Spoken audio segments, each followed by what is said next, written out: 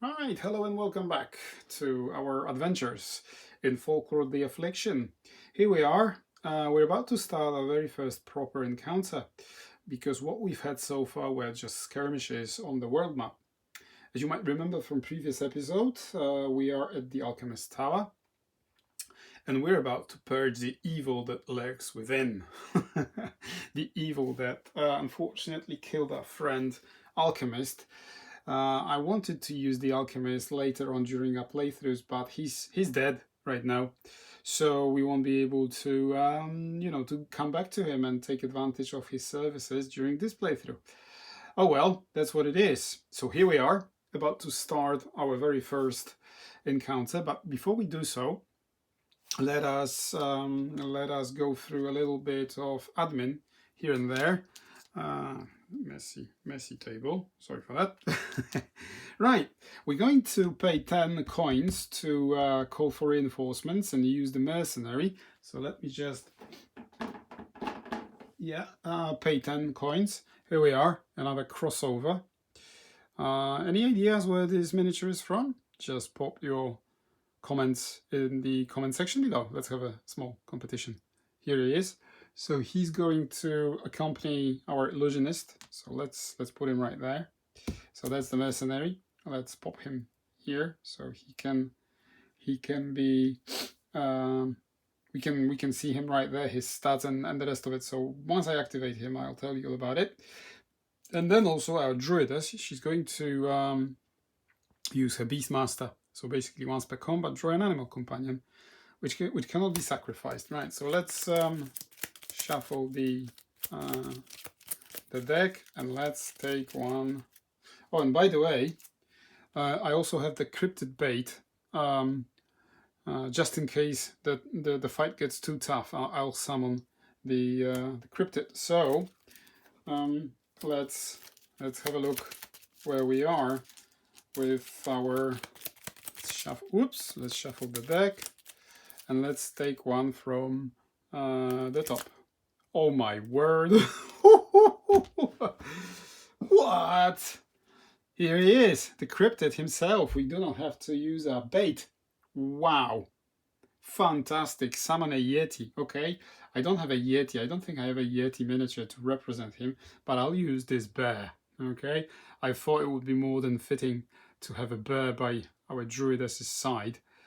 Okay, so the bear is right there. Oh, another crossover. Where is this bear from? What game?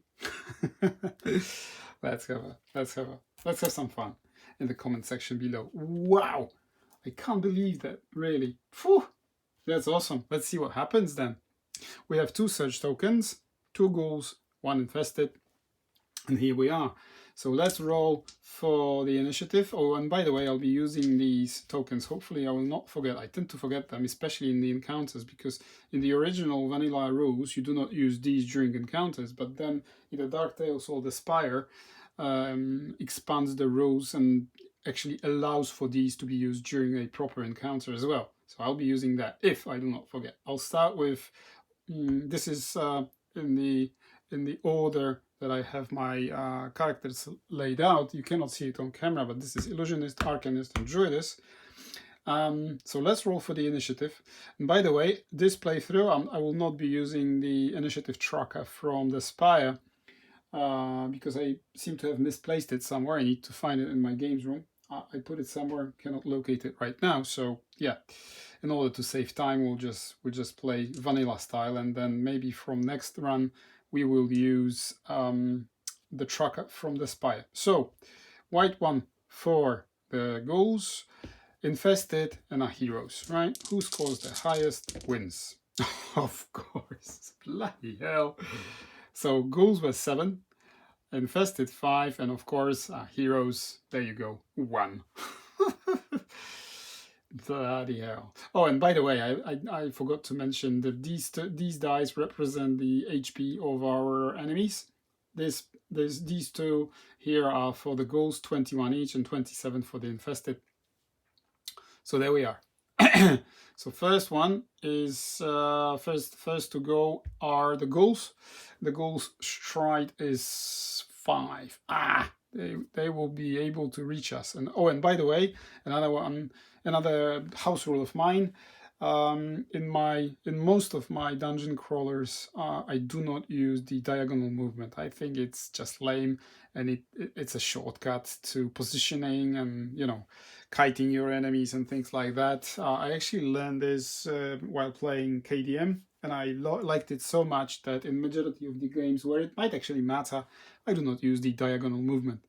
Anything else stays as vanilla. So let's start with this one. Stride is 5. 1, 2, 3, 4, 5. Cannot reach. See, that's what I meant. Because now the game becomes more tactical. Right? So 1, 2, 3, 4, 5. Okay, the enemies. If I were the DM, I would have moved my minions to attack the characters, not the mercenaries or animal companions or whatnot. So this ghoul is going to attack our illusionist. Ghoul's might, what is it? +3 at dusk. Okay, we're fighting at dusk, so it is 20. 23 plus 5 from Season of the Jabberwock, which is still active because we're still playing the same quest. So this ghoul missed. Right, now the infested stride is only 4. 1, 2, 3, and 4, or maybe 4, like this. All right, so now it's my turn. I have quite a few options right now. I think we're going to gank up on this ghoul because we have 3 characters that can actually reach him. Well, all of our characters can reach him. What I'm trying to achieve also while playing the game is that I'm going to use the rule that if you're adjacent and you're leaving, the enemy or the heroes, they get the free attack. Okay, attack of opportunity if you leave the space adjacent to your enemies, unless they're stunned, blind, whatever. But apart from that, you can't just go woohoo and run away, because they will attack for free and they might hit you actually, and then you're off. You can go, but that's the way I'm playing the game, because I think it's more appropriate that way. Okay, so let's start with our mercenary, well, illusionist, because both illusionist and mercenary will activate at the same time, the same hero activation. So first, the mercenary, as you can see, show you his stats. There he is. 10 HP, defense 40, stride 4, d6 plus 1 damage. Good, I like that. So he's going to attack this ghoul. So ghoul's defense is 45. So, okay, I rolled 2d10s. Got carried away. Too excited, guys. Oh man, it's just 14. So he misses. Well done, mate. Well done. Now the illusionist. The illusionist will use his cane sword. I'll show you. +5 might flank 1. d4 damage. Flank 1 means that if there are any allies adjacent to your target, you deal that number of extra damage if you hit, of course. Right, let's have a look.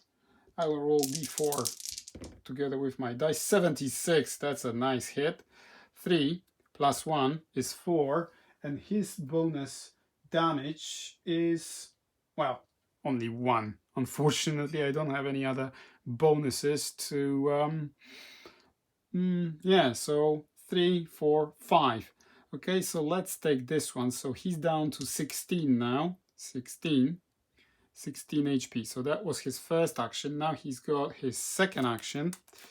I can't attack because attack counts as one action that you can actually perform during the encounter. What else can I do? Can I do anything? Yes, I can use one of my abilities, and I think there is an ability that allows me to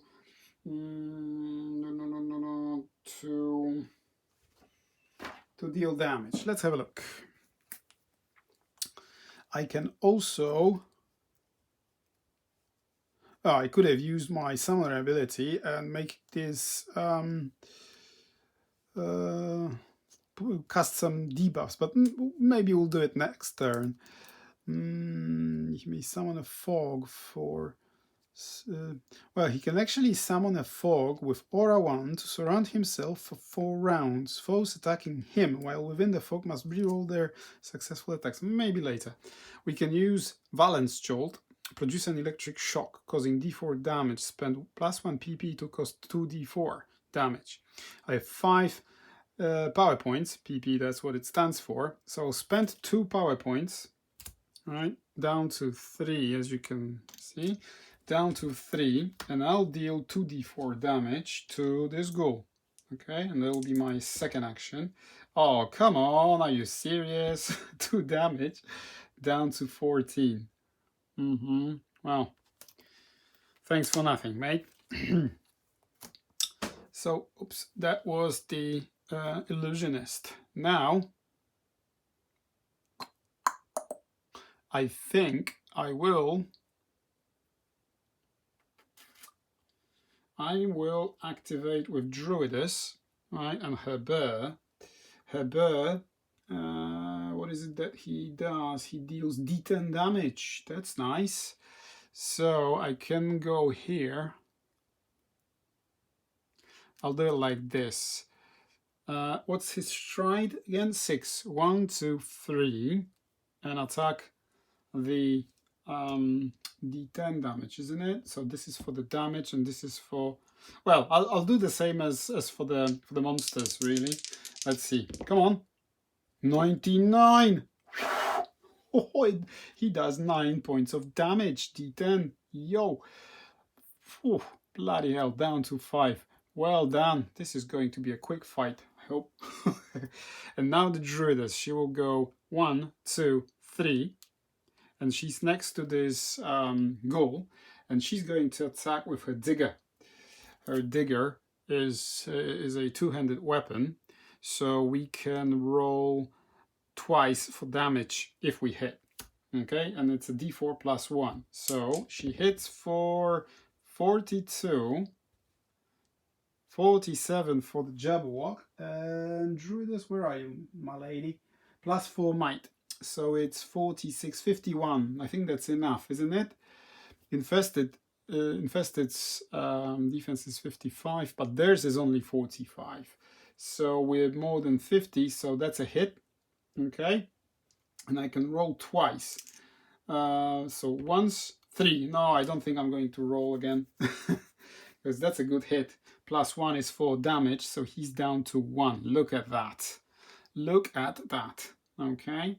And we still have our Arcanist who can go, but can she? Or should she?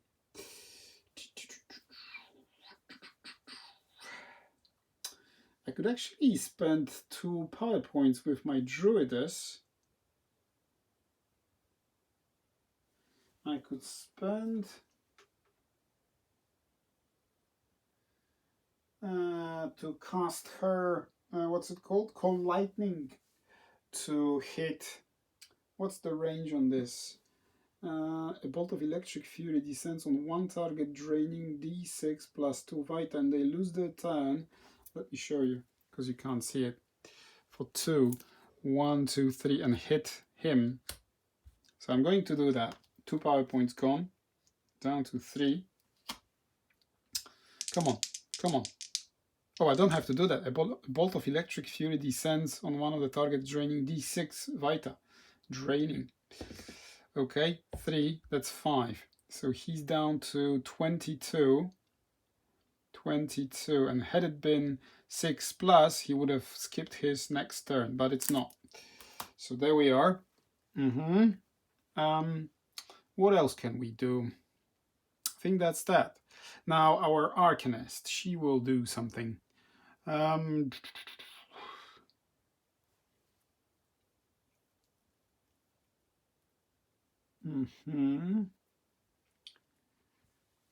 Is it worth casting?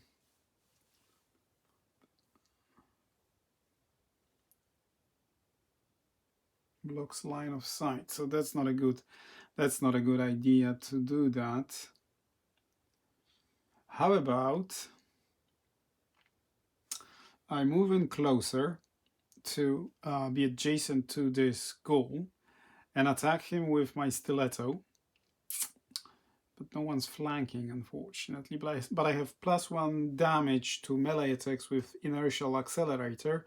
Plus I can buff my damage with the Seek of the Chakra ability for 1 power point. I think I'm going to... Do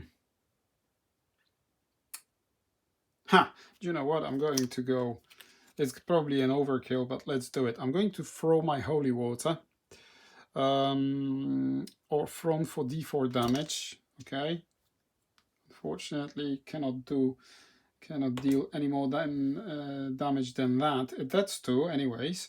So he's down to 19. He's down to 19. 19, where are you? Here. 19. Okay, Holy Water is gone. Let's discard that. Then I move 1. I'm closer to him. And I'm going to attack with my Stiletto, as I said, for D4 damage. 40. It's only 40. Their defense is 45. But 45, Season of the Jabberwock. Sophie, her might is 7, so that's 52, more than enough to hit that guy. So 4 plus 1 from Inertial Accelerator, and also I will buff my Seek the Chakra. Did an additional +2 damage on a successful melee hit. There you go. So she's down to 2 power points. So 2, 3, 6 points of damage, down to 13. Okay, 13 HP remaining. There you go. Next turn, ghouls, infested, and our heroes. So the ghouls, this ghoul has only 1 HP left. That's a shame. Now, who is he going to attack? Who's got the lowest HP? It's 14 for Illusionist and 17 for Druidess. So he's going to attack, of course, the Illusionist. And as I said before, I forgot to say what I'm doing at the beginning of the turn. Since I haven't done that, it's too late. Let's attack with all our heroes. Okay, so the ghoul attacks Illusionist. And it's 50, it was 50. 57 plus 5 plus 8, it's 60, 65. That's way too much for the Illusionist to defend himself against. And 7, your limbs are mine. The ghoul wants to use your arm as a drumstick. Lose 4 vita. If you possess 2 hand slots, lose 1 for this encounter. Oh, it's a good thing that I'm not carrying anything. This was in my inventory, the bow. I never equipped this, so I cannot anymore. And I'm going to lose 4 vita, down to 10. Hurts. I think we're going to use some bandages soon. So is there anything else? No, just 4 vita. Yeah, that's that. So I can only use one of the hands, so he ripped my hand off. Bloody hell. Now this one, he's adjacent to the Arcanist, and he won't go around because I would have the attack of opportunity. If we do that. Yeah. So he's attacking Arcanist. Let's have a look. 56. Again, more than enough to hit her. 6 is again, your limbs are mine. So she's losing 4 vita. She has a one-handed weapon as well, her stiletto. So she's down to 11. There you go. Oh, man. No, not 11. Sorry for that. She has Fur Pearl. Gain absorption 1-for-1 combat. So she's... she lost only 3 HP as a result of that. Good. Now the infested. Who can he reach? He can reach both Druidess and the Arcanist, and I think he will go for 1, 2, 3 and attack the Arcanist. Oh, 97. 97. So she's going to what is it that's going to happen to her? Rotting flesh. Your flesh burns with the ichor dropping from the infested. Lose D4 Vita and gain a corrosion token. It's like a poison, isn't it? 3 damage. Corrosion, yeah, there she is. So she loses 3 damage, HP, down to 9. Yeah, definitely we need to heal ourselves quickly. So that was the infested. Ooh. No, I don't like that. No. Right, let's get rid of that ghoul. Let's attack with Druidess. Druidess attacks with her digger, and it's 76. Well done. 2 damage plus 1 is 3, more than enough to kill him because he's got only 1 HP left, so he's dead. Then she's going to move closer to this search location. And can I use search, or is it a part of my act? Activate an item, right? Artifact. Interact. No, it's a separate thing. Now search. Do I have any bonuses to search rolls? Yes, I do. So let's have a look. Search. Come on. Search. How does it work during the encounters? Roll a d10. Yeah, 1, 2, 3 is a snare. Well, okay, let's roll. Let's see. So, does she find anything? It's a 4 plus 1 from my digger. So 5. 4 to 7. So the search turns out to be a waste of time and nothing occurs. Oh, brilliant. Bloop. That's empty. So, yeah. Do we want to do anything? A bolt of electric fury. Do we want to hit anybody? No, I'd rather save my what's it called? Flashpoint vortex to heal our companions than do anything else. So she moved for 1, and she still has, what's her stride again? 5. 1, 2, 3, 4, 5. That's where she ends up. So our bear stride 6. 1, 2, 3, 4, like this. Attacks from the rear. And remember, that does d10 damage. So 86, 6 points of damage. So down to 16. Whew, down to 16. There you are. It's, yeah, we're getting there. Hopefully we're getting there. Now the illusionist. Let's see what the illusionist can do. Let's start with his mercenary. The mercenary attacks and does d6 plus 1 damage. Can he hit? 51, 51, 56. Infested's, yeah, I forgot to mention, yeah, that's the only enemy he can reach, so it doesn't really matter. His defense is 55. My attack is 51 plus 5, 56. And his might, does he have any bonuses to might? No, he does not. But it's it's 1 more than his defenses, so he attacks for d6 plus 1, so it's 5, down to 11. Look at that. We're getting there, guys. We're getting there. Okay? So that was the mercenary. Now, are we going to do anything about who has some plus to search? Yeah, the Arcanist has some plus to search, but can we actually do anything about that? Or shall we leave it after the encounter? According to the vanilla rules, if you don't search the search token during the encounter, you can't do that afterwards. But yeah, here we are. We might house rule it. We'll see about that. 13 and 11. He's got 11, 13. This goal, and he's at 11. Okay, so let's just pop in there and attack with our cane sword. Okay, d4 damage, flank 1. Whoops! Oh no, 28. That's not enough. That's not enough, matey. Okay, now time for our Arcanist, and she will lose 1 Vita for being poisoned. So 1 is gone. Now the second one will happen next time. 8. She's down to 8. So she's going to use expired tonic. She's going to drink that. And now she's up to 14 again. That's to begin with. Okay, now she's going to attack the infested with her stiletto. Flank 1 plus 1 to damage. 39. No, we won't be able to bypass his defenses of 55, even with all the buffs. She's at 44 plus 7 is 51. That was close, but not close enough. Can I do anything else?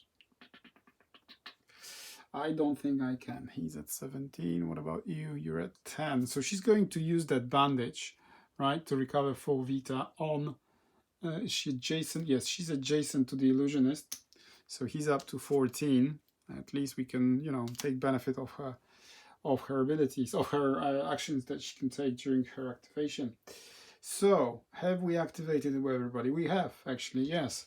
So the ghoul starts, again, attacks the Arcanist. 92, come on! So she's going to get hit by Fever Bite. Flesh is torn from your body. Lose D6 Vita and become sickened 5. We cannot become sickened 5 because we completed this first quest at the alchemist before he was kidnapped and killed by the dead. So that part of this attack is nullified, but I'm going to lose D6 Vita. Oof. 5. And I'm going to take advantage of my fur pelt. So it's 4 down to 10 again. Wow. She's also poisoned. So that was the ghoul's attack. Now the infested is going to attack her as well because she's the lowest. She has the lowest HP, 74. Yep. And this time she's hit with Death Strike. The infested strikes with the power of the long dead.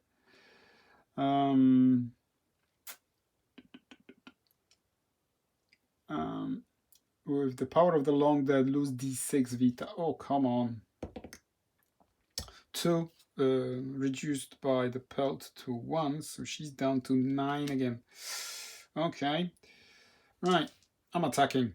Yeah, 13 and 11. I have to just gank up on the infested first, maybe. Let's start with the Druidess, and the Druidess's bear will attack the infested.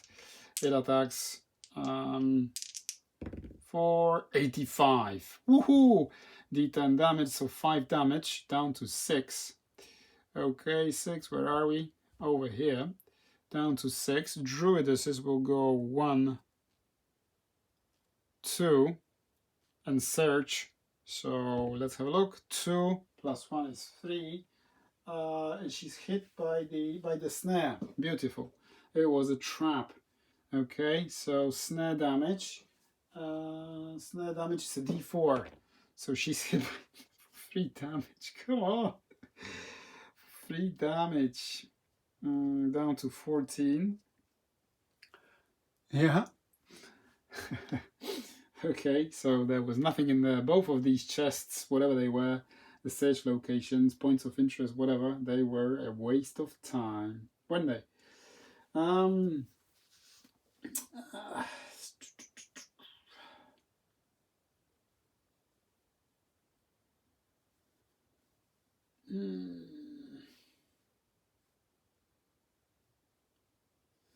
No, I was just looking at our options here because what I could do, I have 3 power points, restore D6 Vita to all characters with an aura 1, or I moved 1, 2, 3, 4. 4. Her stride is 5. So here's what I'm going to do. She's going to go 3, 4, 3, 4, 5, and she will use her Fleshbind Vortex for, for 3 power points. She has 3 power points left, and cast an aura 2 within which all characters restore D6 Vita. Okay, so she's going to do that. So 0 power points. We will have to go back to town and rest. And now Illusionist 3. Okay, up to 17. always good. Now the Arcanist, 6. Woohoo, 15. Okay, and all characters, right? Including, yeah, all characters, including herself. So she's going to heal herself for 5 up to 19. Wow. That was strong. Yeah, that's strong. There you go. So she did this, did that. Can she attack though? She cannot attack. She cannot attack. Do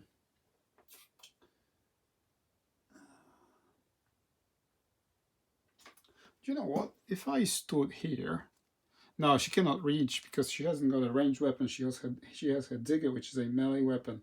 No. Sorry. I was ahead of myself. Never mind. Yeah. So that's our druidess. Now let's activate. Now let's activate the illusionist. He attacks first. He attacks the infested, of course. It's a 99 roll. Can you imagine that?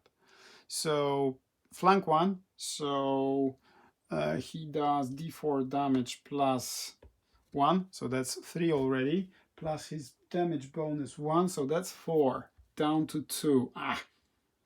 Not that great. Right.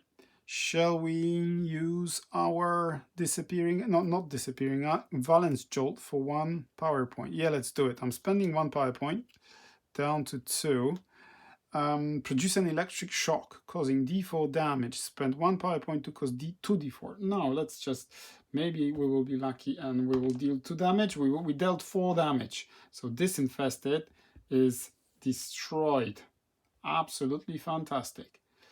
Okay, so let's spend our stride 1, 2, and we move closer to this goal to position ourselves just in case for the next attack. Then our mercenary will move in and will attack the goal. 58, 63 is more than 45. Good. And he does d6 plus 1 damage. He does 7 points of damage, down to 5. The goal is still standing. Barely, but still standing. 5, where are you? Okay, good. Wow, that was nice. Now the Arcanist, it's time for your revenge, my lady. So she's going to do what? Stiletto attack for d4 damage. Can she deal 5 damage? She attacks for 94, hits for 1, plus 1 for the inertial accelerator, and she's going to spend her power point to boost the damage by 2. Yeah. So again, 1, 2, 4. 1 point of damage left. Come on. Okay, so he has a chance to retaliate. Now, who is he going to attack? It doesn't really matter. He cannot kill anybody. But still, our Arcanist is the weakest one, so he's going to attack the Arcanist. 57 plus the buffs, plus 8, 60, 65, more than enough to hit the Arcanist. 7, where is he? The goal. 7 is your limbs are mine. Okay, so this is something that we saw before. She loses 4 damage, but does it mean now that I can't use... If you possess 2 hand slots, lose 1 for this encounter. Yeah, so thematically, it would mean that both of my hands have been ripped off, if you like. So I cannot attack for the remainder of this encounter. Whoa, okay. Oh, and I forgot to soak 1 damage as a result of the corrosion. So 2 more turns. I'll be suffering from this condition. Right. Illusionist attacks with his cane. It's an 80. 1 damage. 1 damage plus 1 for flank. 2 damage plus 3rd damage from his damage buffs.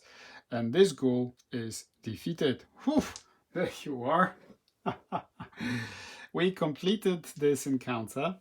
I think it was slightly an overkill with the cryptid. I mean, this was really lucky that we pulled it off, that we managed to find it and summon this this companion as a result of the Beastmaster. It can be very swingy because you might also, you know, summon a random companion that would buff your, I don't know, archaeology or something like that, which is completely useless during an encounter with the enemy, with the undead in this case.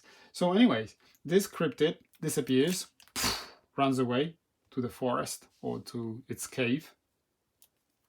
All right, let's put it back in the pile. The mercenary stays with us. We'll have to pay 10 gold each time we want to use him. All right, we are slightly wounded. We will take 2 more damage. This is how I play, because the poison does not go away and we don't have any ways of getting rid of the corrosion status until we get to the physician, is it? No, it's not a physician. Or does it go away once it's yeah, I think it goes away once it's used up, once it deals 4 damage. Yeah, I think so. Let's play it like this. So let's see what happens after the quest. Where are we? Once you have completed this task, read the story journal. We were not playing with the story journal, so I won't be doing that. So it's a part of the story anyway. So once I play it again, we'll have to come back here. Anyways, 10 coins each, 20 lore each. All characters gain +5 defense, +5 might versus undead until the end of next chapter. Well, next quest. So maybe we'll go after the Empuse Coven. We'll see. It's one of our quests, but before that we have to go back to town to heal up and do all sorts of things. But let's do the admin first. Let's see what they dropped. Both of them. Well, 3 of them, not both of them. Both of the enemies. Right. They're all undead, aren't they? Yeah. Okay. Where's my So first one is a 10 for undead. 10 for undead. Choose whatever we want. What do we want? I think we want some consumables, don't we? Or would you want some trinkets? Trinkets maybe. Trinkets or treasure resources. Yes. Some money. Discard immediately and gain D4 coins. Okay, we'll do that in just a moment. Second one. We're rolling for ghouls right now. 5 for ghouls. For undead is where are we? Trinkets again. Okay, so more gold. Or shall we go for the enhancement deck? Yeah, let's do the enhancement deck. Where are we? Enhancement deck. Shuffle, shuffle. Can we qualify shuffle that? I don't know. This one. What is it? Talisman of Whim, +3 to max Vita. This Vita is lost if the talisman is removed or lost. Okay, fair enough. And now for the infested himself, it's a 5 again. So again, the enhancement deck. More shuffling. This one from the middle. Oh, nice. Ruby Heart. +4 max Vita and +2 ghost points. Recover 1 Vita or ghost points when resting. Spectral. What does spectral mean? What does it? What's the benefit? Or not a benefit? Or curse? Spectral. The item may be used in ghost form. I see. I see. Okay, that's fair enough. That's good. So I'll do the admin off camera, because I have a lot of lore and money to count and register on our character sheets. And then, well, we'll see where we go from there. So we completed our quest. We have 2 more quests we can undertake. Let me just remind you what we had, and maybe we'll decide what we're doing next. We have the Witch's March and Lair of the Mother, right? The Witch's March are the Empuse Coven, and Lair of the Mother, I have a feeling something in the Raminov's Woods happens. Probably one of the afflictions, one of the bosses. I know that Empuse is the affliction, so they're like a boss. Okay, we'll think about it. We'll think about it. We'll see what we can do with all the lore and the money that we managed to obtain through this encounter and this quest, and we'll see if we go for either of these, or we go to town and go to inn and see if there's anything else, some other job available for our heroes. Let's see. Let's see. We'll do that off camera, and I'll catch up with you in the next episode. So yeah, thanks a lot for watching. I hope you enjoyed this little encounter, because this is really fun once you get going through the dungeon-like encounters like this one, for example. They are bigger ones. They have different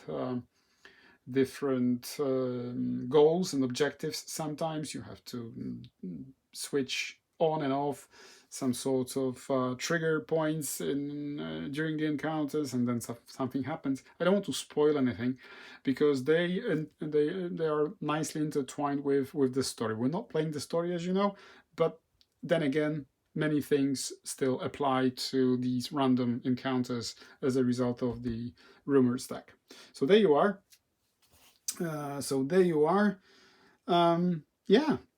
Thanks a lot for watching once again. Please let me know what you think, whether you liked it or not. Leave a like, dislike, a comment. And yeah, I'll see you in the next one shortly. Bye-bye.